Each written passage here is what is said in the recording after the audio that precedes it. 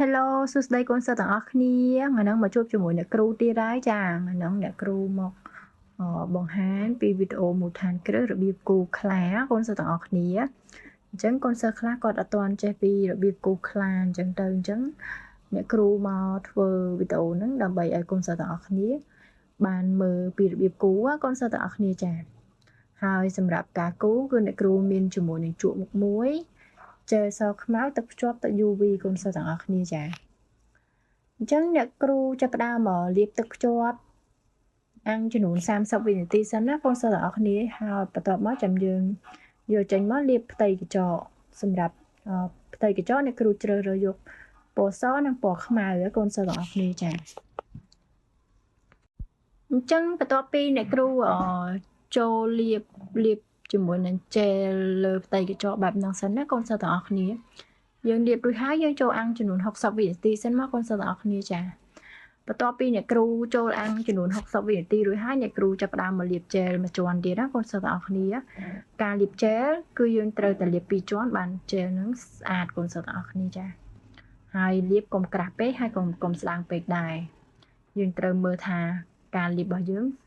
ស្មើគ្នាស្អាតអត់រលោងស្អាតអត់ចាការលាបជែលក៏សំខាន់ដែរណាកូនសិស្សទាំងអស់គ្នាកាលណាយើងអត់ទាន់ចេះលាបយើងលាបទៅអត់ជាប់បានយូរទេអញ្ចឹងមុនដែលយើងលាបគឺយើងត្រូវសម្អាតកញ្ចក់នោះឲ្យស្អាតខាត់លើផ្ទៃកញ្ចក់លាបទឹកកម្ចាត់ជាតិប្រេងចាហ្នឹងបានធ្វើឲ្យកញ្ចក់យើងលាបពណ៌ជែលជាប់បានយូរអញ្ចឹងឥឡូវអ្នកគ្រូចាប់ផ្ដើមលាបជែលមួយជាន់តិចរួចហើយអ្នកគ្រូចាប់ផ្ដើមមកចូលអាំងចំនួន60វិនាទីទៀតណាកូនសិស្សទាំងអស់គ្នាបន្ទាប់ពីអ្នកគ្រូចូលអាំងចំនួន60វិនាទីរួចហើយឥឡូវអ្នកគ្រូចេញមកចាប់ផ្ដើមគូសកូនសិស្សទាំងអស់គ្នាអញ្ចឹងការគូសគឺអ្នកគ្រូតក់ទឹកថ្នាំពណ៌ខ្មៅបែបហ្នឹងមកហើយអ្នកគ្រូកាន់ជាមួយនឹងជក់មុខមួយយើងយកខ្នាតកដាលកូនសិស្សទាំងអស់គ្នាជក់មុខមួយអញ្ចឹងអ្នកគ្រូចាប់ផ្ដើមវាបែបហ្នឹងចាកូនសិស្សខ្លះគាត់ចេះតែវាទៅវាអត់ស្អាតទេកូនសិស្សទាំងអស់គ្នាអញ្ចឹងកុំភ្លេចទស្សនាវីដេអូរបស់អ្នកគ្រូទៅថាការគូសខ្លាចេញស្អាតគឺគូសបែបណាហើយការគូសខ្លាគឺយើងមិនមែនចេះតែគូសទៅឲ្យតែថាឃើញវាអញ្ចឹងស្រួលទេអញ្ចឹងយើងត្រូវមើលពីរបៀបគូសថាគេគូសរោមខ្លាដេករោមខ្លាឈររោមខ្លាអង្គុយអីបែបណាអញ្ចឹងណាកូនសិស្សទាំងអស់គ្នាអញ្ចឹងគឺយើងត្រូវដឹងពីរបៀបគូសមិនមែនចេះតែឃើញខ្លាវាស្រួលណាគូសវាទៅបានហើយមែនទេណាកូនសិស្សទាំងអស់គ្នាគឺយើងត្រូវគូសវាឲ្យមានលំដាប់លំដោយបែបហ្នឹងទៅវាចេញមកវាស្អាតណាកូនសិស្សទាំងអស់គ្នាវាអត់ញ៉ៃញ៉ៃច្រើនទេហើយសម្រាប់វីដេអូនេះគឺអ្នកគ្រូគូសខ្លាមែនប៉ុន្តែក្នុងម្រាមនីមួយគឺអ្នកគ្រូគូសខុសគ្នាកូនសិស្សទាំងអស់គ្នាគឺរបៀបការគូសខុសគ្នាទាំងអស់ចាំកូនសិស្សទស្សនាវីដេអូអ្នកគ្រូដល់ចប់ទៅដឹងហើយថារបៀបគូសខ្លាដូចគ្នាហេតុអីក៏គូសខុសគ្នាចាពេលដែលយើងគូសខុសគ្នាតម្រង់រោមខ្លារបស់យើងក៏ចេញមកខុសគ្នាដូចគ្នាកូនសិស្សទាំងអស់គ្នាអញ្ចឹងឥឡូវអ្នកគ្រូតទៅមកម្រាមទៀតចាហើយសម្រាប់ការគូសមកម្រាមទៀតគឺអ្នកគ្រូគូសរៀងខុសមុនបន្តិចណាកូនសិស្សទាំងអស់គ្នាអញ្ចឹងតម្រង់ចេញមកវាមើលមកវាស្តៀងគ្នាប៉ុន្តែពេលដែលយើងមើលយូរទៅគឺវាខុសគ្នាចាវាអត់ដូចគ្នាទាំងស្រុងទេគឺកាឡាវាមានកាឡាដេកកាឡាប្រឆិតកាឡាអង្គុយអញ្ចឹងណាកូនសិស្សទាំងអស់គ្នាដូចតែយើងគូសក្រូអញ្ចឹងពេលដែលយើងគូសក្រូវាមានក្រូប្រឆិតក្រូប្រឈរក្រូទឹករលកអញ្ចឹងណាកូនសិស្សទាំងអស់គ្នាក្រូ 3D អីចឹងទៅអញ្ចឹងការគូសខ្លាគឺដូចគ្នាកូនសិស្សទាំងអស់គ្នាវាខ្លាតែមួយទេប៉ុន្តែគឺយើងត្រូវដឹងពីរបៀបគូសផ្សេងគ្នាបែបហ្នឹងអញ្ចឹងបន្ទាប់មកគឺយើងត្រូវគូសវាបែបហ្នឹងណាកូនសិស្សទាំងអស់គ្នាចាអញ្ចឹងពេលដែលយើងគូសវាមកហើយយើងត្រូវភ្ជាប់វាមិនឲ្យវាមានមុខបែបហ្នឹងណាកូនសិស្សទាំងអស់គ្នាចាហើយសម្រាប់ការគូសខ្លានេះគឺអ្នកគ្រូគូសគ្រប់ម្រាមទាំងអស់អ្នកគ្រូធ្វើវីដេអូនេះដើម្បីតែបង្ហាញពីមូលដ្ឋានគ្រឹះពីរបៀបគូសខ្លាតែប៉ុណ្ណឹងកូនសិស្សទាំងអស់គ្នាចាកុំឃើញថាឃើញតែវាទៅវាមកអញ្ចឹងងាយស្រួលណាចាតែតាមពិតយើងត្រូវគូសវាឲ្យស្អាតឲ្យមានរបៀបដែរកូនសិស្សទាំងអស់គ្នា យើងមិនមែនចេះតែវាទៅឲ្យតែបានទេណាការគូសកញ្ចក់មួយគឺយើងត្រូវផ្ចិតផ្ចង់យកចិត្តទុកដាក់មែនទែនមិនថាការគូសនឹងងាយស្រួលឬក៏ពិបាកអីទេម៉ូដហ្នឹងគឺយើងត្រូវតែគូសយ៉ាងណាឲ្យវាមើលមកស្អាតអញ្ចឹងសម្រាប់ម្រាមដៃមេគឺអ្នកគ្រូគូសខ្លាដូចគ្នាប៉ុន្តែអ្នកគ្រូគូសមករបៀបសងខាងអញ្ចឹងណាកូនសិស្សទាំងអស់គ្នាចា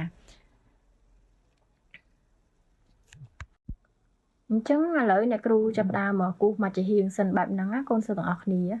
ចាអញ្ចឹងយើងគូសខ្លាដូចគ្នាហេតុអីក៏កាឡាខ្លាហ្នឹងខុសគ្នាអញ្ចឹងកូនសិស្សទាំងអស់គ្នាមើលពីរបៀបគូសអ្នកគ្រូអញ្ចឹងណាចាអញ្ចឹងអ្នកគ្រូគូសមកខាងទៀតមកគឺយើងយកកន្ទុយជក់របស់យើងទល់មុខគ្នាបែបហ្នឹងហើយសម្រាប់ម៉ូដនីមួយគឺមើលមកឃើញដូចគ្នាប៉ុន្តែអត់ដូចទេកូនសិស្សទាំងអស់គ្នាពេលដែលយើងមើលមែនតើគឺខុសគ្នាតិចតែវាមើលមកស្អាតដូចគ្នានីមួយចឹងគឺថាវាអត់ដូចគ្នាទាំងស្រុងវាមើលមកអត់សាមទេកូនសិស្សទាំងអស់គ្នាចាអញ្ចឹងសម្រាប់ការគូសដៃមេគឺអ្នកគ្រូគូសហើយកូនសិស្សទាំងអស់គ្នាមើលថា3ម្រាមហ្នឹងអ្នកគ្រូគូសខ្លាទាំង3ប៉ុន្តែខុសគ្នាចារបៀបគូសរោមខ្លាគឺខុសគ្នាអញ្ចឹងឥឡូវអ្នកគ្រូតទៅមកម្រាមទៀតគឺម្រាមដៃច្អល់កូនសិស្សទាំងអស់គ្នាចាគឺអ្នកគ្រូគូសលើផ្ទៃពណ៌ខ្មៅអញ្ចឹងអ្នកគ្រូយកពណ៌សយកមកគូសវិញអញ្ចឹងគឺពេលដែលយើងលាបពណ៌ខ្មៅបែបហ្នឹងគឺយើងយកពណ៌សមកគូសមកកូនសិស្សទាំងអស់គ្នាចាហើយសម្រាប់ការគូសខ្លះវាមានច្រើនម៉ូដច្រើនពណ៌ខ្លាំងមែនតើអ្នកគ្រូនឹងធ្វើវីដេអូបង្ហាញពីរបៀបធ្វើគ្រប់ពណ៌អញ្ចឹងកូនសិស្សទាំងអស់គ្នាវាមានខ្លារខិនខ្លាភ្លើងខ្លាអីចឹងទៅចាអញ្ចឹងវីដេអូចាំអ្នកគ្រូធ្វើតគ្នាទៀតអញ្ចឹងកូនសិស្សទាំងអស់គ្នានេះគ្រាន់តែអ្នកគ្រូប្រាប់ពីរបៀបគូខ្លាសខ្មៅសិនកូនសិស្សទាំងអស់គ្នាចាអញ្ចឹងនៅមានវីដេអូបន្តទៀតអំពីការគូសខ្លាហ្នឹងហើយសម្រាប់5ម្រាមហ្នឹងកូនសិស្សទាំងអស់គ្នាឃើញហើយគឺខុសគ្នាទាំងអស់ចាអត់ដូចគ្នាទេសម្រាប់ការគូសគឺយើងត្រូវគូសបែបហ្នឹងបន្ទាប់ពីអ្នកគ្រូគូសខ្លាគ្រប់ម្រាមរួចហើយអ្នកគ្រូចូលអាំងសិនណាកូនសិស្សទាំងអស់គ្នាយើងចូលអាំងចំនួន60វិនាទីសិនដើម្បីឲ្យជែលយើងស្ងួតសិនយើងយកចេញមកលាបទឹក UV កុំយើងអត់ទាន់អាំងយកចេញមកលាបទឹក UV វាប្រផ្លាយចូលគ្នាអស់ចាវីដេអូនេះអ្នកគ្រូកាត់កន្លែងចូលម៉ាស៊ីនចេញសិនអញ្ចឹងណាកូនសិស្សទាំងអស់គ្នាកុំឲ្យវាវែងពេកអញ្ចឹងអ្នកគ្រូចាប់ផ្ដើមលាបទឹក UV គ្រប់ម្រាមបែបហ្នឹងរួចហើយអ្នកគ្រូចាប់ផ្ដើមមកចូលអាំងចំនួន60វិនាទីណាកូនសិស្សទាំងអស់គ្នាបន្ទាប់ពីយើងចូលអាំងចំនួន60វិនាទីរួចហើយគឺម៉ូដខ្លារបស់យើងគឺរួចរាល់ហើយកូនសិស្សទាំងអស់គ្នាអញ្ចឹងម៉ូដនីមួយគឺខុសគ្នាកូនសិស្សទាំងអស់គ្នាណាហើយសម្រាប់វីដេអូហ្នឹងអ្នកគ្រូមានតែប៉ុណ្្នឹងទេចាំជួបគ្នានៅវីដេអូក្រោយៗទៀតណាកូនសិស្សទាំងអស់គ្នាអរគុណសម្រាប់ការទស្សនាវីដេអូរបស់អ្នកគ្រូហើយក៏អរគុណដែរសម្រាប់ការស្រឡាញ់មកលើអ្នកគ្រូអញ្ចឹងណាកូនសិស្សទាំងអស់គ្នាចា៎